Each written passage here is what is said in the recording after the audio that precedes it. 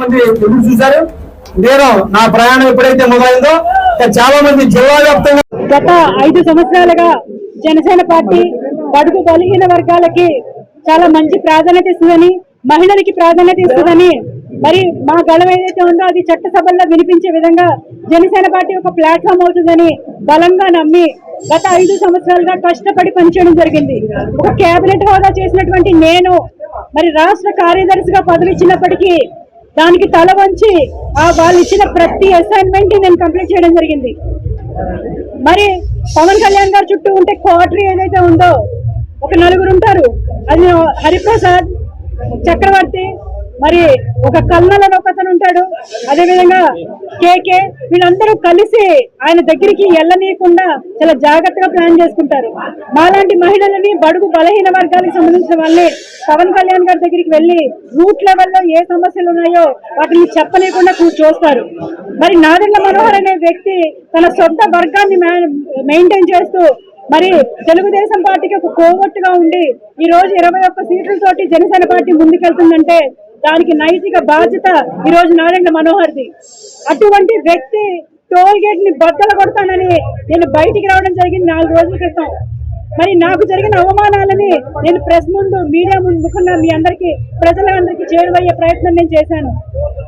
మరి ఈ రోజు నా మహిళగా నాకు ఇచ్చిన గుర్తింపు కానివ్వండి, ఒక సెట్ మనిషిగా నాకు ఇచ్చిన గుర్తింపు కానివ్వండి, మీ అందరూ ఎదురుకుండా పెట్టడం జరిగింది.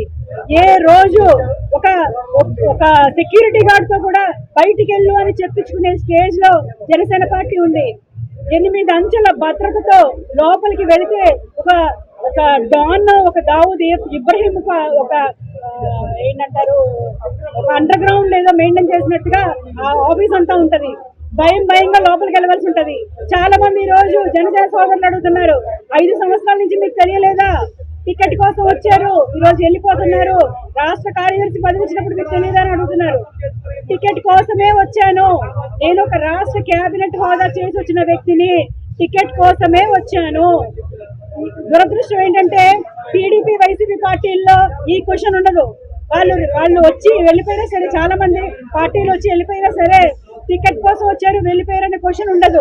కేవలం జనసేన పార్టీలోనే టికెట్ కోసం వచ్చారు వెళ్ళిపోయాను ఉంటది. అంటే జనసేన పార్టీ సేవ చేసుకోవచ్చు కదా, పార్టీ పెట్టుకోవడం ఎందుకు? ఈరోజు పార్టీ పెట్టుకుని నాలాంటి వాళ్ళని నమ్మడం ఎందుకు? మీకు రాష్ట్ర కార్యదర్శి హోదా ఇచ్చామని చెప్పుకునే జనసేన పార్టీ నేను చేసేటువంటి మేయర్ పదవికి కాకినాడ చరిత్రలోనే మొట్టమొదటి మేయర్గా ఉన్నాను. పిన్న వయసులోనే మేయర్గా ఉన్నాను. అటువంటి మేయర్ పదవికి నాకు కాలి గోటితో సమానం కాదు ఆ కార్యదర్శి పదవి. అయినప్పటికీ తల వంచి అవమానాలు కోర్చి పవన్ కళ్యాణ్ గారు మాకున్నారు, వడ్డించేవాడు మనవాడే, అయితే నేను ఎక్కడ కూర్చున్నా పర్వాలేదు అని కష్టపడి 5 సంవత్సరాలు పనిచేశాను.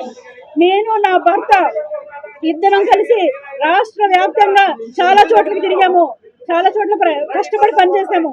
అటువంటి మాకు టికెట్ ఇవ్వలేదన్న బాధ కన్నా మమ్మల్ని పిలిచి మాకేమీ మాట్లాడలేదు. పిలిచి కనీసం మేము టికెట్ ఇవ్వలేకపోయాము, దీనంతటికన్నా ముఖ్యంగా పవన్ కళ్యాణ్ గారు 2024లో మీకు టికెట్ ఇస్తానని నా చేతిలో చెయ్యేసి మరి ప్రామిస్ చేశారు. ఆయన నిలబెట్టుకోకపోగా నన్ను కనీసం పిలిచి ఈ రోజున మీకు ఎందుకని మీరేం బాధపడద్దు.